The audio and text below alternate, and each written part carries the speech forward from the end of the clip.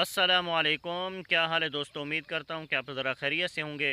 यकम मुहर्रम उल हराम शहादत हज़रत उमर फ़ारूक रज़ी अल्लाह ताला अन्हु 27 ज़िलहज्जा सन 23 हिजरी बरोज़ बुध मस्जिद नबवी के अंदर हज़रत उमर फ़ारूक रज़ी अल्लाह ताला अन्हु फ़जर की नमाज की इमामत करा रहे थे कि एक अबू लुलु फ़िरोज़ नामी मजूसी ग़ुलाम शख्स ने हज़रत उमर फ़ारूक रज़ी अल्लाह ताला अन्हु के ऊपर खंजर के साथ हमला किया और वो खंजर ज़हर आलूद था, जैसे हज़रत उमर फ़ारूक रज़ी अल्लाह ताला अन्हु के पर उसने 3 से 4 वार किए और हज़रत उमर फ़ारूक रज़ी अल्लाह ताला अन्हु गिर पड़े।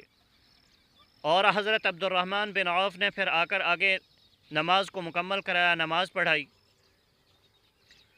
और हज़रत उमर फ़ारूक रज़ी अल्लाह ताला अन्हु के ऊपर जब उसने हमला करके भागा तो उसने फिर मुसलमानों ने उसको पकड़ने की कोशिश की, तो उसने तकरीबन 13 मुसलमानों के ऊपर उसने हमला किया, जिससे 7 मुसलमान शहीद हो गए। हज़रत उमर फ़ारूक रज़ी अल्लाह ताला अन्हु को बेहोशी की हालत में घर लाया गया और जब होश आया तो उसको बतलाया गया कि आपके ऊपर हमला करने वाला शख्स एक मजूसी था।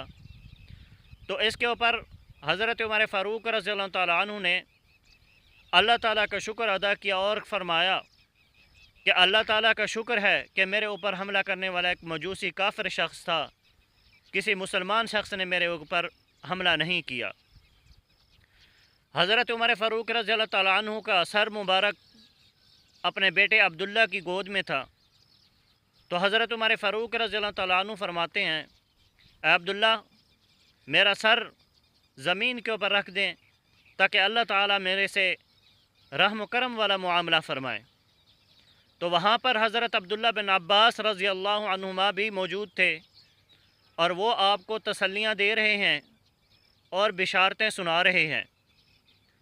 हज़रत उमर फ़ारूक रज़ी अल्लाह ताला अन्हु 3 दिन इस करब में मुब्तला रहे, तो 3 दिन के बाद ज़ख्म की ताब ना लाते हुए शहादत नोश फरमा गए।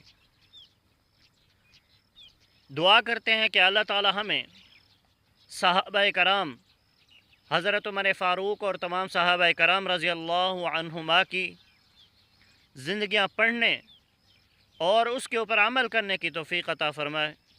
वस्सलाम व रहमतुल्लाहि व बरकातुहू।